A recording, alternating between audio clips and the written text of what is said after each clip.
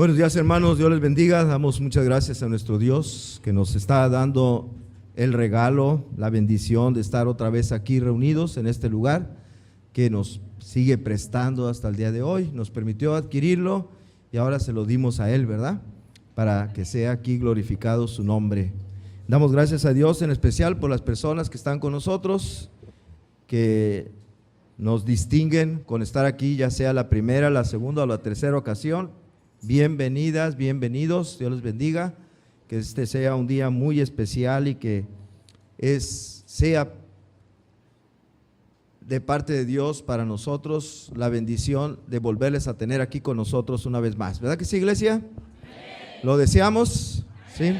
Bueno, ya saben ustedes, por nuestra parte, quisiéramos que regresen muchas veces. Ahora la decisión está en Dios y en ustedes, ¿verdad? Bueno, vamos entonces a tener el tema de hoy que se llama el mayor problema, parte número 4. ¿De qué hemos estado hablando los 3 mensajes pasados? El mayor problema, ¿cuál es? Mayor problema del ser humano, el pecado. Tiene consecuencias terribles, ¿verdad? Terribles consecuencias, y por eso es que hay guerras, hay hambres, hay enfermedades, hay tragedias, hay muerte, etcétera, hay dolor, tristeza, etcétera. Todo eso viene como consecuencia del pecado. Por eso lo puse como el mayor problema. Y hoy vamos a la parte número 4. Y tengo una pregunta para cada uno de ustedes. Y la pregunta es personal. Y si quieren, contéstenla, y si no, pues no la contesten. Pero es muy sencilla de contestar, y es: ¿sabes nadar? ¿Sabes nadar? Algunos quizá digan: sí, yo sé nadar. Ahora tengo una segunda pregunta: ¿cómo sabes que sabes nadar? ¿Cómo sabes que sabes nadar?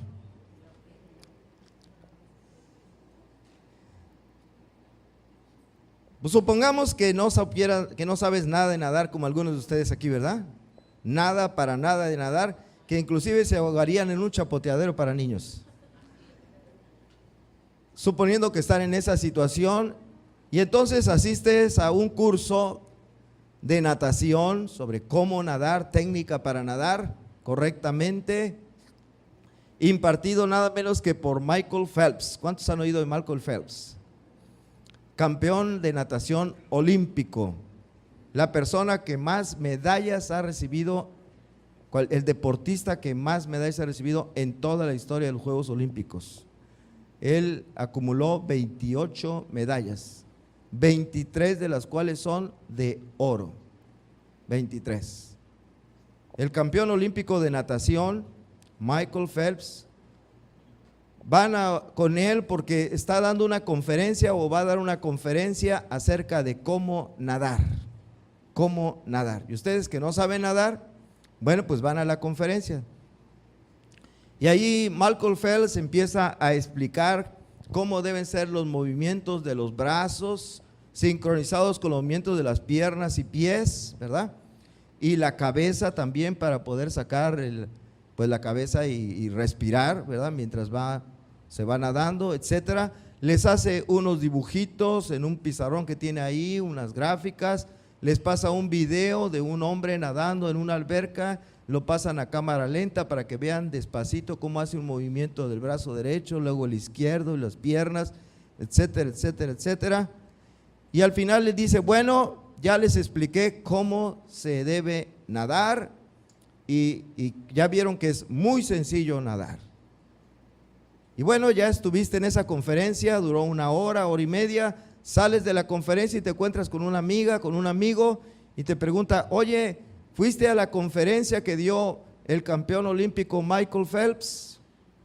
Sí, ahí estuve en la conferencia, estaba interesado porque quería aprender a nadar. Ah, oye, ¿y tú crees que Michael Phelps, recalco la palabra creer, tú crees que Michael Phelps sabe nadar? Oh, por supuesto que sí, mejor que nadie en el mundo, ¿verdad? Él nada muy bien, por eso es el campeón. Oye, entonces ¿tú crees que lo que él enseñó ahí en esa conferencia está bien, es correcto, es una manera correcta de nadar? Sí, yo creo lo que enseñó Michael Phelps, por supuesto que lo creo. Muy bien, entonces, ¿ya sabes nadar? ¿Qué contestarían? Entonces, ¿ya sabes nadar? Ahora sí, ya estuviste en la conferencia, aprendiste cómo se deben mover los brazos, las piernas, sacar la cabeza para respirar, etcétera, etcétera. Entonces, ¿le entendiste y crees en Michael Phelps? ¿Crees que lo que te enseñó está bien? Sí, lo creo. Entonces, ¿ya sabes nadar? ¿Qué contestarían?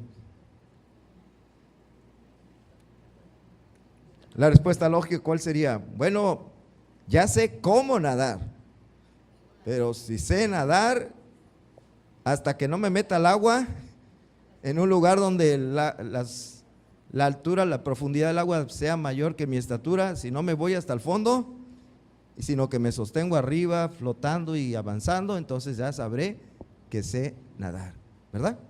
Así voy a saber que sé nadar hasta que me meta al agua. Ahorita nada más sé cómo se debe nadar. ¿Está claro? Bueno, algo similar ocurre con otro asunto espiritual mucho más importante que aprender a nadar. Más importante que saber nadar para no morir ahogados un día de estos, es un asunto que vamos a tratar aquí. Y ese asunto es la salvación. La salvación. El maestro de maestros, el mejor maestro del mundo y del universo, por decirlo así, dio una conferencia a un hombre llamado Nicodemo, que lo fue a ver a él de noche. Y en esa conferencia que le dio el maestro de maestros, el Señor Jesucristo, a este hombre Nicodemo, él le enseñó acerca de la salvación. Y la conclusión de la enseñanza que Jesús le dio a Nicodemo acerca de la salvación, la resume el apóstol Juan en esa muy conocida cita que todos sabemos o muchos sabemos de memoria, Juan capítulo 3, versículo 16, que dice: porque de tal manera amó Dios al mundo que ha dado a su Hijo unigénito, para que todo aquel que en él, ¿qué cosa? Cree. Todo aquel que en él cree no se pierda, mas tenga vida eterna. Y Juan no se conformó con poner esta cita, sino que abundó todavía más en otras citas, haciendo alusión a lo que Jesús enseñó sobre la salvación. Por ejemplo, una segunda cita, Juan capítulo 3, versículo 18, está muy cerquita del 16. Dice: el que en él cree no es condenado, pero el que no cree ya ha sido condenado porque no ha creído en el nombre del unigénito Hijo de Dios. Y subrayo la palabra cree. Y en el otro texto también decimos que el que en él cree no se pierda, mas tenga vida eterna. Y en este, el que en él cree no es condenado. Una tercera cita, Juan 3:36, en el mismo capítulo 3, dice: el que cree, vuelve a decir cree, en el Hijo tiene vida eterna, pero el que rehúsa creer en el Hijo no verá la vida, sino que la ira de Dios está sobre él. El que cree en el Hijo tiene vida eterna. Esto enseñó el maestro de maestros, no Michael Phelps, sino el Señor Jesucristo, el Hijo de Dios. Él dijo: el que cree en el Hijo tiene vida eterna. El que cree en el Hijo no será condenado. El que en él cree no se pierda, mas tenga vida eterna. Una cuarta cita, Juan 5:24, de cierto os digo que el que oye mi palabra, ¿y qué más? Y cree al que me envió, ¿qué cosa? Tiene vida eterna, no vendrá condenación, mas ha pasado de muerte a vida. ¿Qué tienen en común todos estos textos? Creer. El que cree, ¿en quién? En el Hijo, en el Señor Jesucristo. Tiene que vida eterna, tiene la salvación, ¿verdad? Bueno, uno más, Juan 6:40 dice: y esta es la voluntad del que me ha enviado, que todo aquel que ve al Hijo y cree en Él, otra vez vuelve a decir, ¿verdad?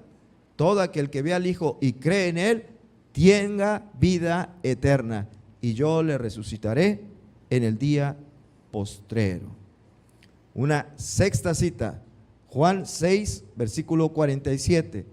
De cierto os digo, el que cree en mí tiene vida eterna. Aquí está más claro porque en las otras dice el que cree en el Hijo, y uno dice, ¿quién es el Hijo? Es Él. Aquí dice el que cree en quién, en mí. Está hablando Jesús. Él es el Hijo de Dios. El que cree en mí tiene vida eterna. Y una séptima cita, Juan 11:25, le dijo Jesús: yo soy la resurrección y la vida. El que cree en mí, aunque esté muerto, vivirá. Va a tener vida eterna. El que cree en mí, aunque esté muerto, vivirá. ¿Cuántas citas les di? 7. Y hay más, pero como me gusta el número 7, ahí la voy a dejar. La dejamos en 7. Son 7 versículos de la Biblia que enseñan la misma cosa, ¿sí o no? Enseñan lo mismo los 7 versículos. La enseñanza de Jesús a Nicodemo, lo que le dijo Jesús a Nicodemo en esa plática que tuvo con él. Es una enseñanza muy sencilla de entender, muy fácil de comprender. ¿Cuál es? Que la salvación es por medio de la fe en Él, por medio de creer en Él. El que cree en Él, dice, tiene vida eterna, tiene la salvación. Ahora bien, hace un momento les pregunté, mi primera pregunta de hoy: ¿sabes nadar? Y la segunda, ¿cuál fue? ¿Cómo sabes que sabes nadar? Aunque hayan tomado un curso con el mejor nadador que hay en el planeta Tierra y le hayan entendido y hayan creído que lo que enseñó es verdad, que está bien, que es correcto, ¿con eso ya saben que saben nadar? ¿Por haber llevado ese curso con él? No, ¿verdad? Hasta que se metan al agua van a saber si de veras saben nadar. Ya saben cómo nadar y creen que lo que recibieron como enseñanza está bien, es correcto, que es verdad. Lo creen, pero no saben si saben nadar hasta que se metan al agua, ¿no es cierto? Bueno, si en lugar de preguntarles si saben nadar, yo les pregunto algo más importante: ¿eres salvo? ¿Eres salvo? Después de leer y escuchar estos 7 versículos de la Biblia, en donde el maestro de maestros enseña que la salvación se obtiene por medio de la fe en Él, se obtiene creyendo en Él. Ahora ustedes ya saben, si es que no lo sabían algunos, ya tienen el conocimiento de cómo ser salvos. ¿Ok? Ya tienen la teoría de cómo ser salvos. ¿Cómo es? Por medio de la fe. Esa teoría es muy sencilla, cualquiera lo puede entender. Cualquiera lo puede entender. La pregunta ahora es, ya habiendo sabido esto, ¿eres salvo? ¿Qué contestarían? Probablemente digas, sí, yo soy salvo. ¿Y por qué? Porque yo creo en Jesús. Yo he puesto mi fe en Jesús como Señor y Salvador de mi vida. Por eso soy salvo. Bueno, también hace rato decíamos que la persona creía en Michael Phelps. Creía que lo que enseñaba estaba bien, pero con eso ya sabía nadar. ¿Estaba seguro de que sabía nadar? No, hasta que se sometiera a prueba su conocimiento y se metiera al agua, ¿verdad? Tú dices que crees y por eso dices que eres salvo. Porque un día levantaste la mano, pasaste al frente, hiciste una oración confesándole a Dios tus pecados y pidiéndole perdón en el nombre de Cristo, por los méritos de Cristo, y entonces dices, ahora soy salvo. Los voy a enredar hoy, ¿eh? Les digo lo que dice la Biblia. La Biblia dice que también los demonios creen. Así como tú, también los demonios creen. Pero me imagino que saben que los demonios se van a ir al infierno. Y eso que creen. Y se van a ir al infierno. Y muchos que piensan que creen se van a ir al infierno también. Así que hace rato pregunté, ¿sabes nadar? Y luego pregunté, ¿cómo sabes que sabes nadar? Ahora les pregunto, en lugar de si sabes nadar, les pregunto, ¿eres salvo?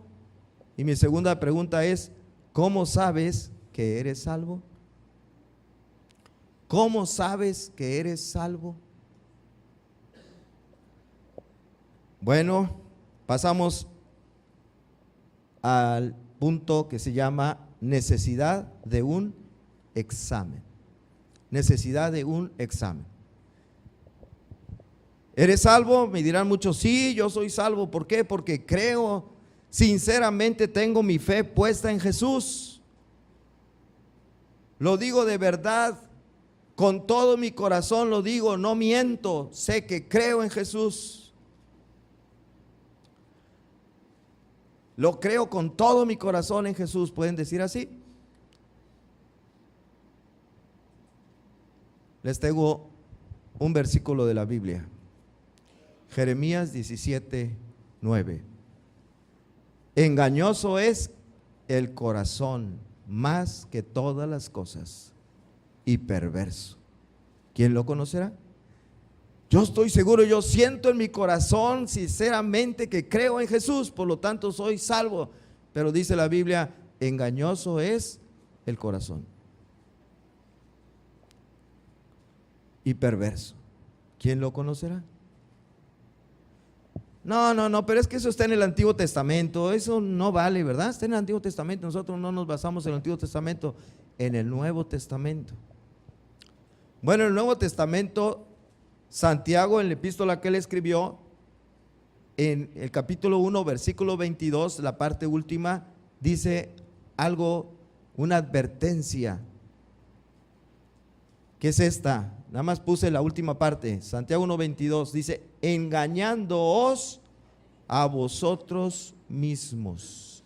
Dice que nos podemos engañar a nosotros mismos, y el peor engaño que nos podemos dar es creer que somos salvos cuando en realidad estamos todavía condenados. Engañándoos a vosotros mismos. Alguien todavía puede decir, bueno, Jeremías dice eso, Santiago dice eso, pero mi fe no está puesta en Jeremías ni en Santiago, mi fe está puesta en Jesús. Bueno, ¿tú crees en Jesús? ¿Cuántos creen en Jesús? Sí. Entonces vas a creer lo que dice Jesús, ¿sí o no? Vamos a ver no lo que dice Jeremías ni lo que dice Santiago, sino lo que dice Jesús.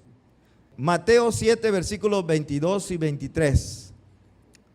Jesús, no Santiago ni Jeremías. Jesús dice, muchos me dirán en aquel día, Señor, Señor, ¿no profetizamos en tu nombre y en tu nombre echamos fuera demonios y en tu nombre hicimos muchos milagros? Y entonces les declararé, nunca os conocí, apartaos de mí, hacedores de maldad. Personas que van a llegar ante la presencia del Señor creyendo que son salvos. Señor, voy a entrar al cielo porque no, apartaos de mí, vámonos al infierno. Pero Señor, yo creí en ti, yo te serví, estaba en el ministerio fulano y en el otro y en aquel, y hacía esto y lo otro, y hacíamos milagros inclusive. Nunca, ¿qué quiere decir la palabra nunca? ¿Cuándo fueron salvos? Nunca fueron salvos. No es que perdieron la salvación, es que nunca la tuvieron, nunca fueron salvos. Así dice Jesús, no lo digo yo. Nunca os conocí, apartaos de mí. ¿Eso sí le creen a Jesús? Bueno, dicho lo anterior, vamos a ver lo que la Biblia enseña acerca de examinar, acerca del examen. ¿Qué hacer entonces? ¿Qué hacer? Bueno, el apóstol Pablo nos dice qué hacer. ¿Cómo saber que somos salvos? Y nos dice así, 2 Corintios 13:5. Anoten esta cita. Si es posible, apréndanse de memoria la primera parte, aunque sea de este texto. 2 Corintios 13:5. 2 Corintios capítulo 13, versículo 5. Comprueben lo que está en su Biblia. 2 Corintios 13:5. Dice: examinaos a vosotros mismos si estáis en la fe. Se lo está diciendo a cristianos, o supuestamente cristianos, a creyentes. Examinaos a vosotros mismos si estáis en la fe. Probaos a vosotros mismos.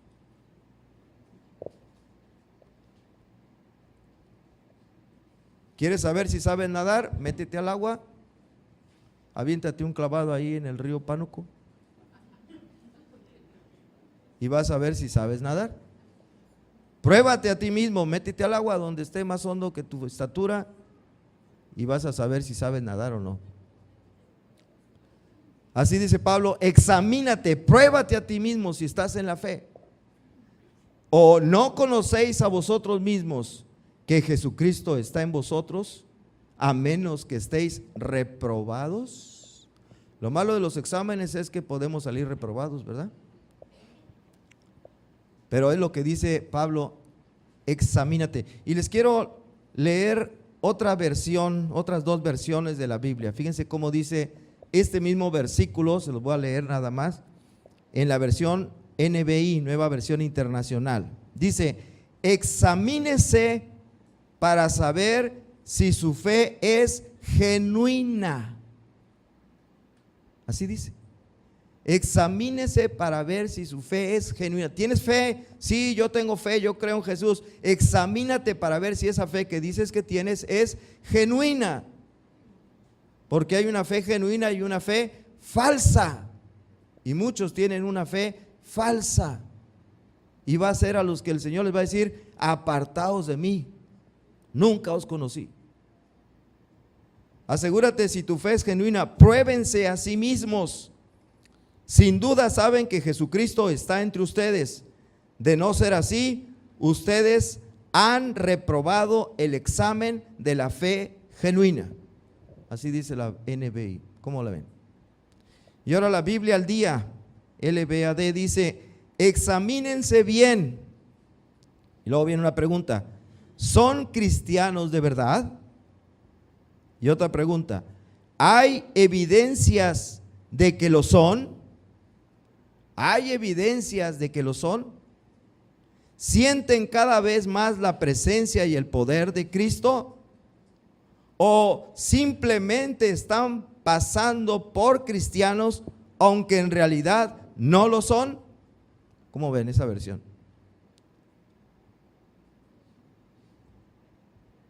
¿Cómo la ven? ¿No les preocupa? Examínense. ¿Son cristianos de verdad? ¿Hay evidencias en su vida de que son cristianos de verdad? ¿O simplemente se están haciendo pasar por cristianos cuando en realidad no son cristianos? Eso dice esta versión de 2 Corintios 13:5. Es lo que dice Pablo: examínate. No examines al hermano, porque a veces decimos: se me hace que ese hermano no es salvo porque mira, bla, bla, bla. No, examínate. ¿Quién? A ti mismo. No examines a tu suegra, no examines a tu nuera. Examínate a ti mismo, dice. Pruébate a ti mismo si tienes la fe correcta, la fe genuina. Está tremendo, ¿verdad? Ahora, este examen no consiste en en ver si, a ver, me voy a examinar, de veras siento en mi corazón que creo en Jesús, estoy seguro, mi corazón me dice que creo en Jesús. No se trata de ese tipo de examen. ¿Por qué no? Porque acabamos de leer que ¿cómo es el corazón? Engañoso. El corazón nos puede engañar, hacernos sentir, sí, sí crees, claro que sí, mira, hasta sientes así latidos, pum, pum, pum, cuando dices voy a la iglesia. No, no se trata de un examen así, porque el corazón es engañoso. El verdadero examen tiene que ver con nuestra relación con el mayor problema que tenemos los seres humanos, o sea, el pecado. El examen tiene que ver con nuestra relación con el pecado. ¿Cómo es nuestra relación con el pecado? De antes de haber creído, ahora que creemos, ¿cómo es nuestra relación con el pecado? ¿Hay diferencia o seguimos igual?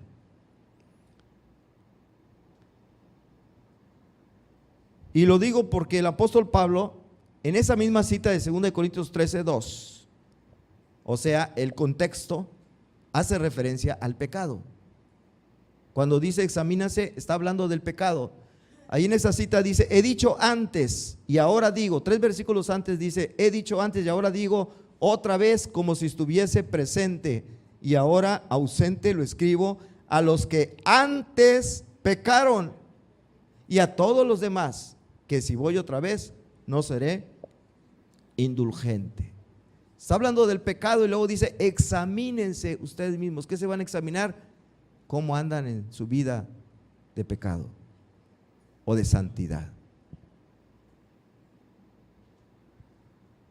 También Santiago, hace ratito leímos la última parte de Santiago 1:22, ¿se acuerdan? Que dice, engañándoos a vosotros mismos.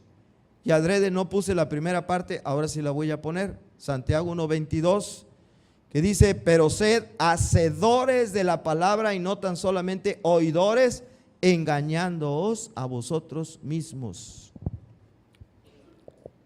¿Qué está diciendo aquí Santiago? ¿Qué está enseñando aquí Santiago? Santiago está enseñando algo muy sencillo. El ser va con el hacer.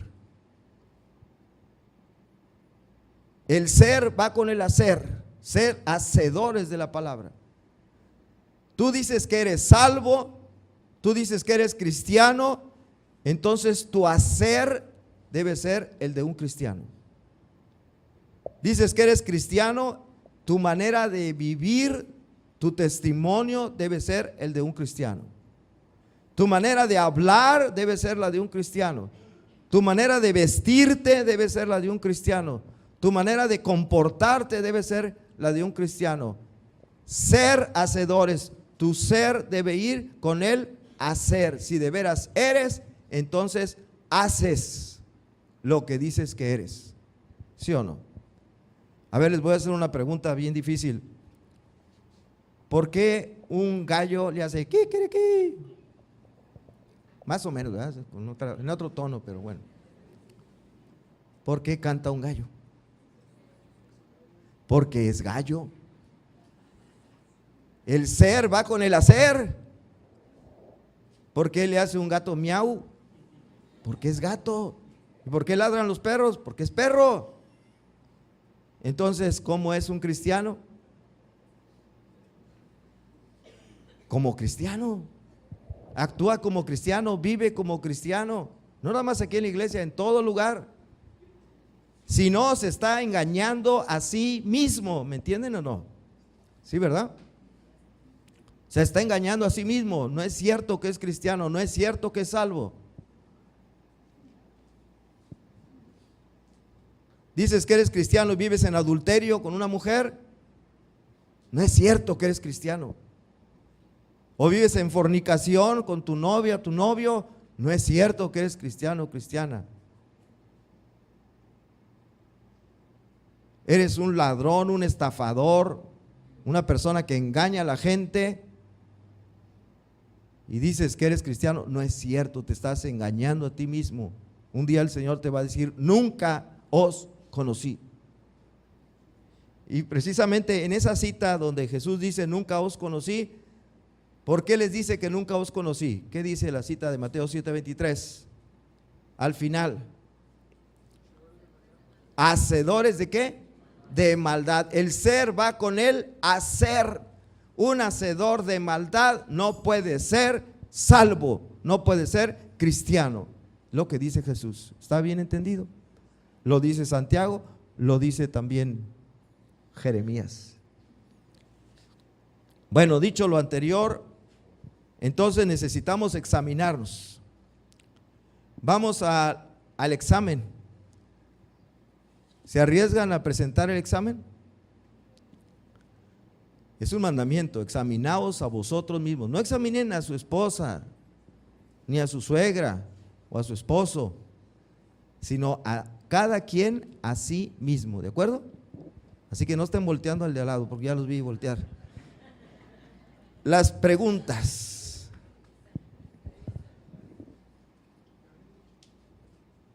¿Cuáles son los puntos que van a ser evaluados en este examen?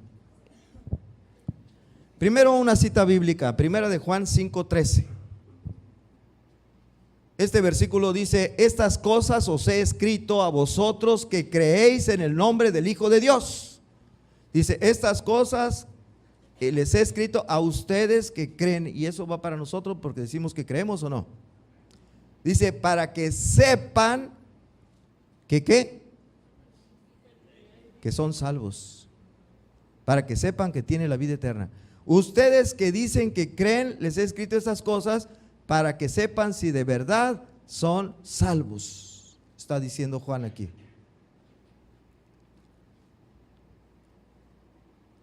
Está interesante, ¿verdad?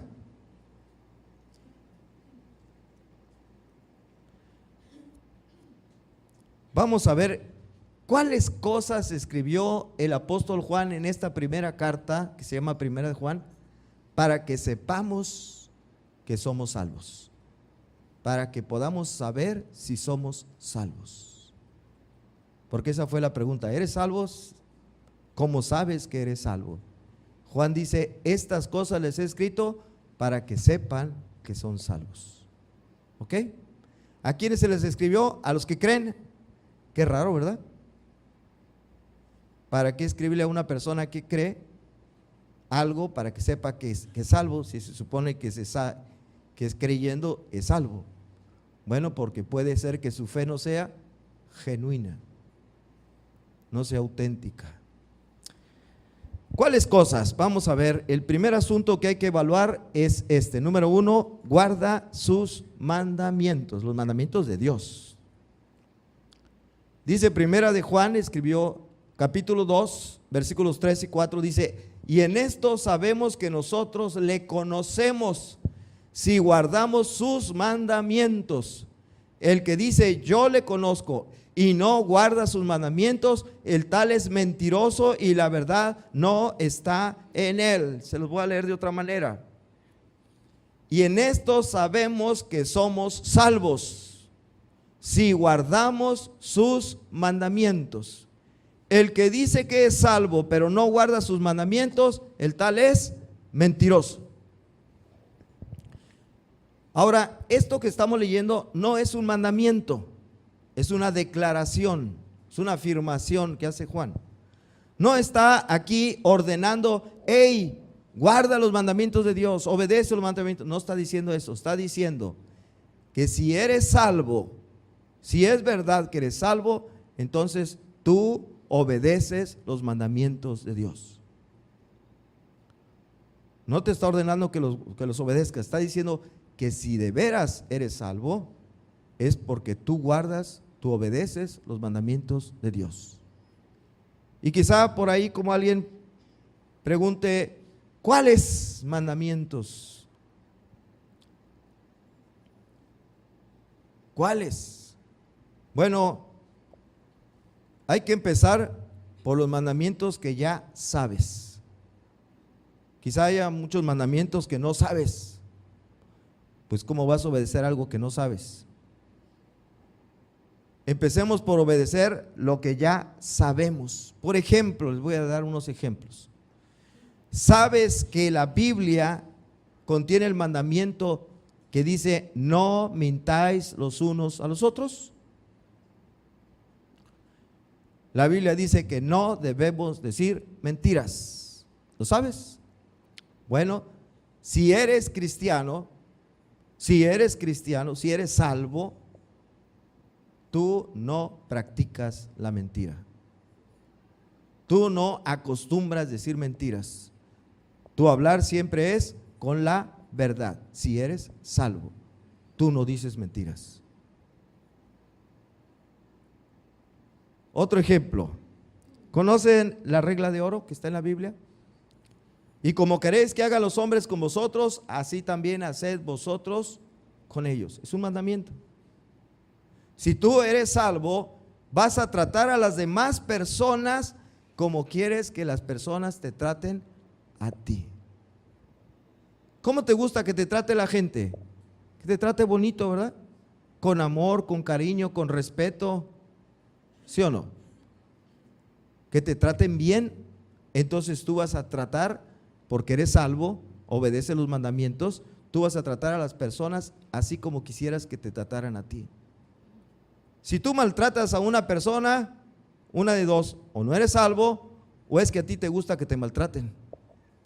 ¿A cuánto les gusta que los maltraten? Que les hablen feo, con groserías, con insultos, que los golpeen. Por ahí hay algunas mujeres que dicen: mi marido no me ama cuando me pega, ¿verdad? Si no me pega, no me ama.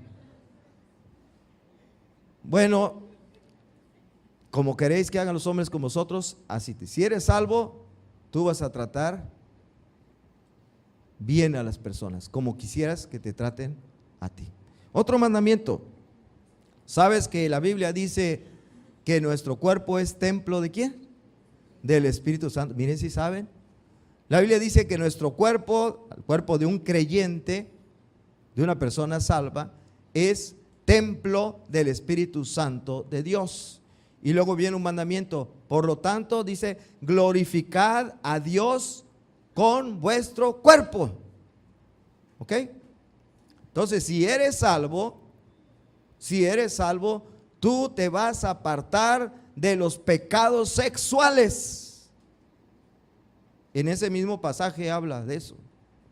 Si eres salvo, tú no vas a practicar el adulterio, ni la fornicación, ni la homosexualidad, ni cosas semejantes, cosas relacionadas con la carne, con el sexo. Si eres salvo. Si no eres, vas a vivir en adulterio, vas a estar en fornicación o vas a estar quién sabe qué. Pero si eres salvo, te vas a apartar de los pecados sexuales, porque obedeces el mandamiento que dice: glorificad pues a Dios en vuestros cuerpos, vuestro cuerpo. Bueno, un ejemplo más. ¿Sabes que el Señor ordena perdonar? Cuando ofendemos, ¿qué debemos hacer? Cuando nos ofenden, ¿qué debemos hacer? El mandamiento es perdonar. Si tú eres salvo, examínate a ti mismo. Si tú eres salvo, tú vas a perdonar a toda aquella persona que te ofenda, que te insulte, que te hiere, que te lastime, que te traicione, que te haga un mal, lo que sea, lo vas a perdonar, no una, ni dos, ni tres, sino ¿cuántas veces? Dice 70 veces 7, dice el Señor. Lo vas a perdonar, ¿por qué? Porque tú eres salvo. Lo que te hicieron, lo que sea, tú vas a perdonar. Si no eres salvo, tú no vas a perdonar, tú vas a guardar rencor y vas a aborrecer a la persona que te ofendió, que te faltó. Así que examínate a ti mismo. Fíjate si en tu corazón, si en tu pensamiento estás aborreciendo a alguien porque te hizo algo malo. El que es salvo, perdona. El que no es salvo, guarda rencor. Porque obedece los mandamientos de Dios el que es salvo. Eso escribe como una de las pruebas de que verdaderamente tiene uno vida eterna, dice Juan. Otra de las pruebas es que ama a su hermano. Primera de Juan, capítulo 2, versículos 10 y 11 dice: el que ama a su hermano permanece en la luz y en él no hay tropiezo. Pero el que aborrece a su hermano está en tinieblas y anda en tinieblas y no sabe a dónde va, porque las tinieblas le han cegado los ojos. En otras palabras, dice aquí Juan, otra de las pruebas que pone Juan para que sepamos que tenemos vida eterna, dice: estas cosas os he escrito para que sepan que tienen vida eterna. El que ama a su hermano es salvo, permanece en la luz. Pero el que aborrece a su hermano, ese no es salvo. ¿Y saben qué? Lo peor, dice, no sabe ¿qué? ¿A dónde va? No sabe a dónde va. Él cree que el día que muera va a ir al cielo. No, se va a ir al infierno. No sabe a dónde va. ¿Por qué se nota? Porque no ama a su hermano. Lo aborrece. Algunos de ustedes van a decir: ya me salvé. Yo sí amo a mis hermanos. Yo sí los amo muchísimo. Yo te hago una pregunta: ¿a cuáles hermanos amas? ¿A cuáles? ¿Amas a los hermanos que te aman a ti?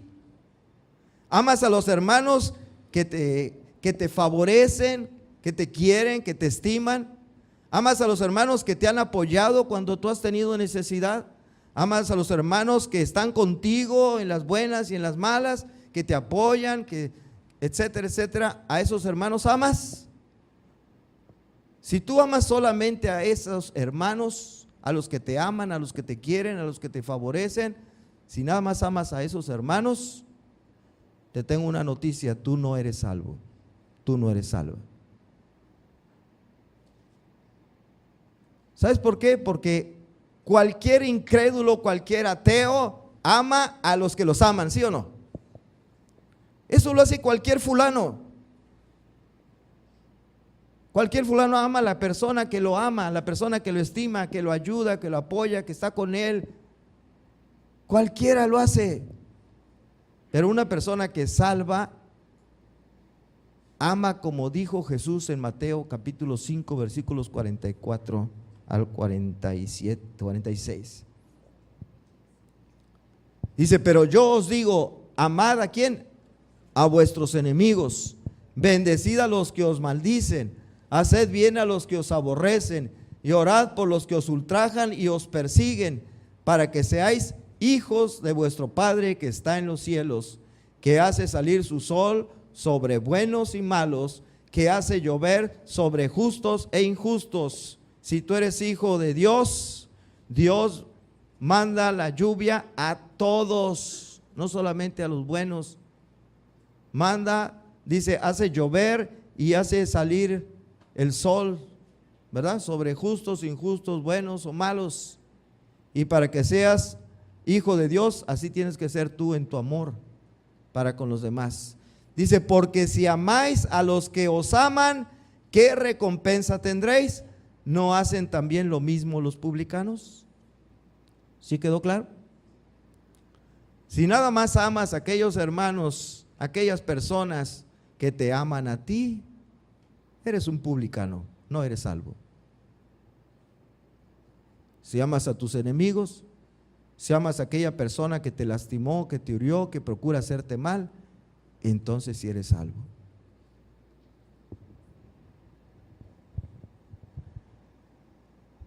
¿Está el examen difícil? Tercer asunto, y ahí lo vamos a dejar porque si no salimos más reprobados. No practica el pecado. No practica el pecado. Primera de Juan 5:18 dice: sabemos que todo aquel que ha nacido de Dios. ¿Qué significa haber sido nacido de Dios? Es lo que Jesús le dijo a Nicodemo: si no has nacido de nuevo, no puedes ver el reino de Dios, no puedes ser salvo. Tienes que nacer de nuevo. Es el nuevo nacimiento, es la conversión de la persona que sinceramente, que verdad, tiene la fe auténtica, la fe que da salvación.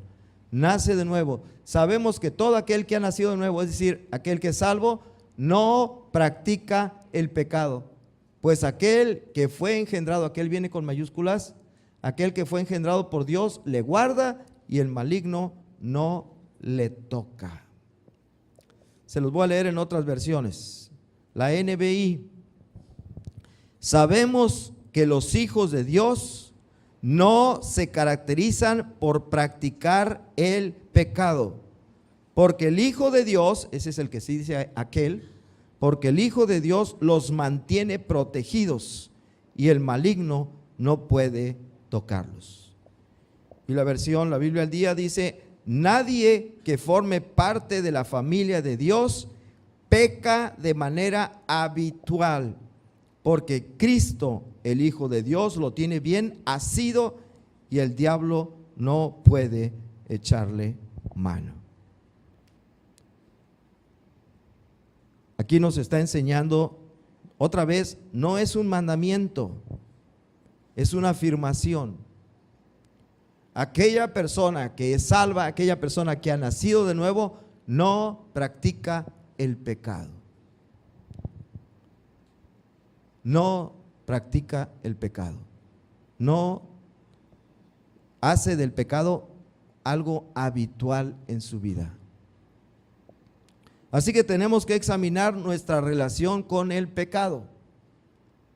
Nuestra relación con el pecado. Pregunto, ¿cómo era nuestra relación con el pecado, con nuestro pecado, antes de conocer a Cristo y haber creído en Él? ¿Y cómo es ahora después de Cristo? ¿Cómo es nuestra relación con el pecado? ¿Es diferente? ¿Ha cambiado? Antes amábamos al pecado y ahora aborrecemos ese pecado en el que vivíamos antes, ¿o seguimos igual? Si seguimos igual, pueden estar seguros que no son salvos. Antes vivías en adulterio, conociste a Cristo y ahora sigues viviendo en adulterio. Sabemos que los que son hijos de Dios, los que han nacido de nuevo, no practican el pecado. Antes eras un sinvergüenza, estafador, vendes productos, tus clientes los engañas con cosas que no son, y ahora lo sigues haciendo después de haber creído en Cristo. Eso no hace un hijo de Dios.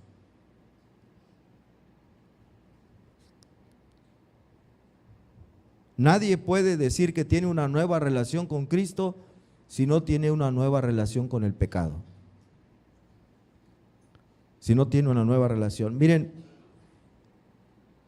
a veces pasamos por alto la predicación de los primeros creyentes, de los primeros discípulos y del mismo Señor Jesucristo. Hay una palabrita que a veces no tomamos en cuenta cuando predicamos el Evangelio.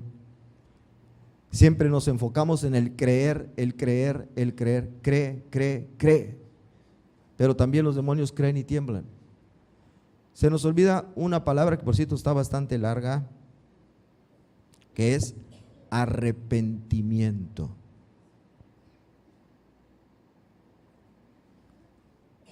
La predicación de Pedro, por ejemplo, en Hechos 3:19, le dice a sus oyentes: así que arrepentíos y convertíos, para que sean borrados vuestros pecados, para que vengan de la presencia del Señor tiempos de refrigerio. Es cierto que la palabra arrepentimiento quiere decir cambio de mente, cambio de manera de pensar, pero también significa, junto con ese cambio de manera de pensar, significa un cambio en nuestra manera de vivir. Si antes amábamos el pecado, ahora vamos a rechazar el pecado. Entonces el arrepentimiento también es el aborrecer, es el abandonar, el dejar el pecado. Este mensaje que predicaba Pedro, arrepentíos y convertíos para que sean borrados nuestros pecados y vengan de la presencia del Señor tiempo de refrigerio, Es también el mensaje que predicaba Jesús. No es diferente, es el mismo. Jesús decía en Mateo 9:13, por ejemplo, porque no he venido a llamar a justos, sino que a pecadores, ¿a qué? Al arrepentimiento. A que los pecadores dejen su pecado.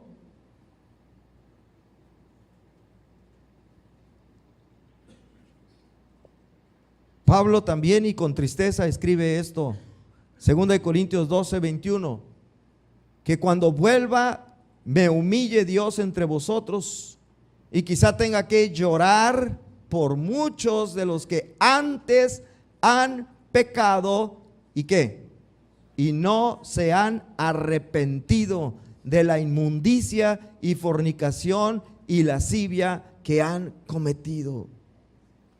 Voy a llorar, voy a rogar a Dios por esos que dicen que creen en Jesucristo, pero no se han arrepentido de sus pecados. No han dejado su vida de pecado. Siguen igual. Arrepentimiento. Se debe notar cuando la persona no era creyente, ahora que es creyente. Amaba el pecado, ahora aborrece el pecado. ¿Es perfecto? No. ¿Puede pecar un creyente verdadero? Sí.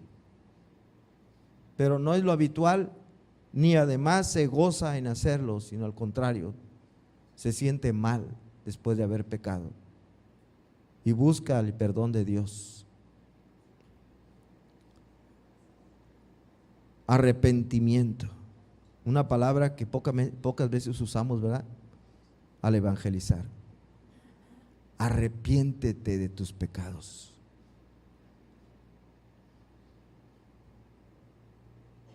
El ser y el hacer deben ir juntos. Vamos a la conclusión. Dice así: ¿sabes cómo ser salvo? Ya vimos 7 versículos en la Biblia que nos dicen cómo ser salvo. Es fácil de entender, hasta un niño lo entiende, ¿verdad? Se lo podemos explicar a un niño, no chiquititito, pero sí medianito, y lo entiende. ¿Cómo ser salvo? Es por fe en Jesús como el Hijo de Dios que murió por nuestros pecados conforme a las Escrituras y que fue sepultado y que resucitó al tercer día conforme a las Escrituras. Es por medio de la fe que somos salvos. Está bien claro, ¿verdad? Esas partes que puse ahí viene en 1 Corintios 15. Es por fe en Jesús. La salvación no es por obras, como lo dice Efesios 2:9. No por obras para que nadie se gloríe, dice Efesios 2:9. Es por fe. Pero ¿cómo sabes que eres salvo? ¿Cómo sabes que eres salvo? Debe haber evidencia de que eres realmente salvo. ¿Cómo sabes? Por tus obras. Parece contradicción, pero no. No es salvo uno por las obras, pero ¿cómo sé que soy salvo? Por las obras.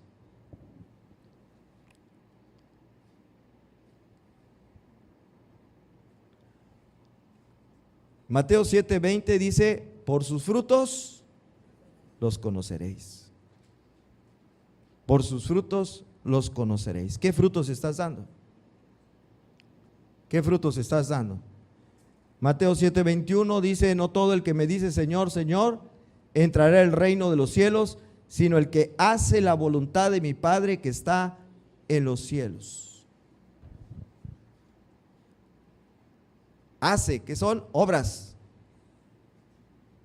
Si de veras tenemos la fe que da salvación, nuestras obras van a ser evidencia de que nuestra fe es genuina.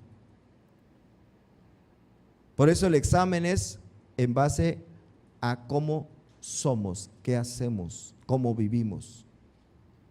No todo el que me dice Señor, Señor. Su voluntad es que guarde sus mandamientos. Dice, el que hace la voluntad de mi Padre, su voluntad es que guarde sus mandamientos, ya lo leímos, que ames a todos tus hermanos y que no practiques el pecado. Examínate a ti mismo. Si este ha sido tu estilo de vida, guardar los mandamientos, amar a todos tus hermanos, no practicar el pecado, si ese ha sido tu estilo de vida, desde que creíste y lo sigues siendo, y algo muy importante, y has ido creciendo en santidad, has ido creciendo en santidad, entonces sabes que eres salvo. ¿Y por qué digo que has ido creciendo en santidad? Porque dice la palabra de Dios en Filipenses 1:6, que el que comenzó la buena obra, dice, la perfeccionará hasta el día de Jesucristo. Una persona salva es una obra que hizo el Señor Jesús al salvarle, y esa persona va a ir creciendo en santidad porque el Señor la va a ir perfeccionando. Es lo que se conoce como santificación. ¿Eso lo estás experimentando en tu vida? Discúlpenme, pero aquí hay algunos que hace algunos años, varios años, bastantes años, dicen que creyeron en Jesucristo y ha pasado el tiempo, los años y siguen igualito que antes. No han crecido nada. No les interesa estudiar la Biblia, no les interesa orar, dedicar un buen tiempo en oración diaria, al estudio de la palabra de Dios, conocer más de la palabra de Dios por su propia cuenta, vivir una vida de más santidad. No, siguen igualitos. Igual, no hay crecimiento. Simplemente cumplir, convenir, y eso de vez en cuando, porque no es una constancia tampoco. Venir de vez en cuando los domingos al culto, y así tienen años haciendo lo mismo y no hay crecimiento para nada. Hace unos domingo antepasado, Oscar se paró aquí porque hay dos hermanos que estaban como siervos, el hermano Guillermo Infante y el hermano Eliseo Reyes, que ahora tiene trabajo fuera, y se quedaron esas células sin siervo. Y él dijo, ¿quién puede ser? ¿Quién quiere ser? Y aquí hay un montón de, me refiero, más que nada voy a los varones. Ninguno dijo, yo quiero servir al Señor, yo voy. Están igual de chaparros. Están igual. No les interesa hacer más por el Señor. ¿Por qué? Si Jesucristo empezó la buena obra de salvación, Él la va a perfeccionar. Si no, se van a quedar igual.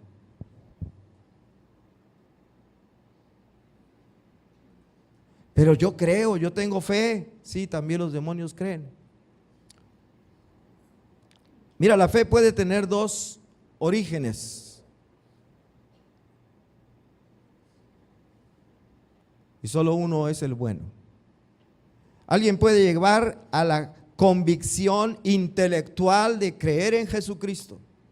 Es que me enseñaron, me predicaron, yo entendí perfectamente y dije, ok, yo creo en Él. Yo decidí por mi voluntad creer en Jesucristo y por lo tanto soy salvo. Esa fe no sirve. Yo me convencí porque estudié las evidencias históricas acerca de Jesucristo, su resurrección, investigué y llegué a la convicción intelectual de que es cierto, Jesucristo es el Señor y creo en Él. Esa fe no sirve. Yo me di cuenta de que si no creo en Él me voy a ir al infierno, entonces porque me conviene voy a decidir yo creer en Él y así voy a ir al cielo. Esa fe no sirve. La fe verdadera no proviene del hombre, proviene de Dios. ¿Qué dice Efesios 2:8? Porque por gracia sois salvos por medio de la fe, y esto no es de vosotros, no está en nosotros, es que es un don de Dios. Cuando es Dios el que pone en nosotros la fe, esa es la fe que es verdadera. Esa fe que pone Dios, no la que yo me pongo a mí mismo porque yo por mi voluntad, por mi intelecto, por mi conveniencia decido creer, esa no sirve para nada. La fe que pone Dios, porque es un don de Dios, esa fe nos hace que nos tengamos arrepentimiento de los pecados. Esa fe es la que hace que aborrezcamos el pecado que estábamos viviendo. Esa fe nos hace que amemos a todos los hermanos aunque nos aborrezcan. Esa fe nos hace que obedezcamos sus mandamientos, que queramos servirle, hacer lo que sea por agradar a nuestro Dios. Esa fe es la que proviene de Dios. La otra no es genuina. Examinaos a vosotros mismos si tenéis la fe genuina. Dice 2 de Corintios 13:5. Así que termino preguntándoles, ¿eres salvo? ¿Eres salvo? Vamos a orar. Señor, gracias por tu palabra.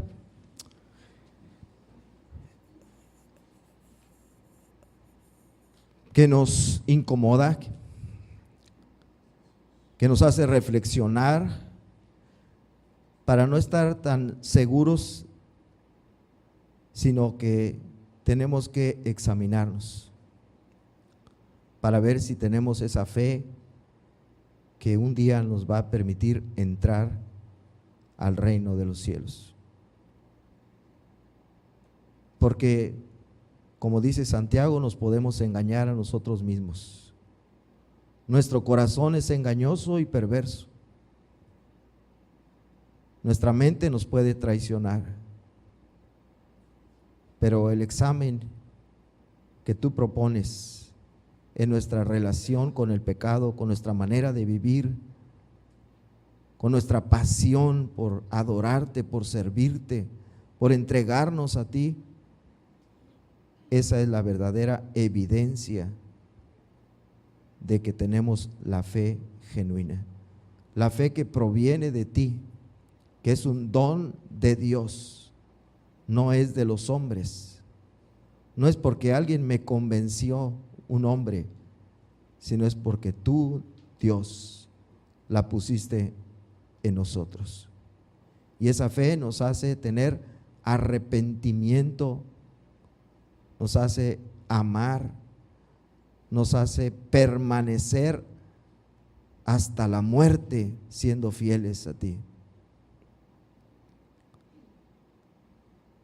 Oh Dios, que muchos aquí puedan tener esa fe, que tú les des esa fe, que muchos vivan de veras,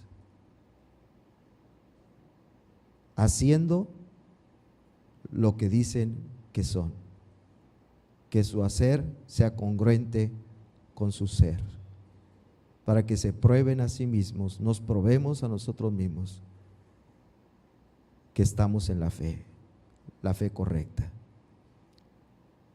Clamamos a ti, Señor, por aquellos que todavía pudieran no estar en esa fe, para que por medio de tu Espíritu Santo tú les hagas creer, les hagas nacer de nuevo y que sean nuevas criaturas. Las cosas viejas que practicaron queden atrás y de aquí en adelante hagan cosas nuevas.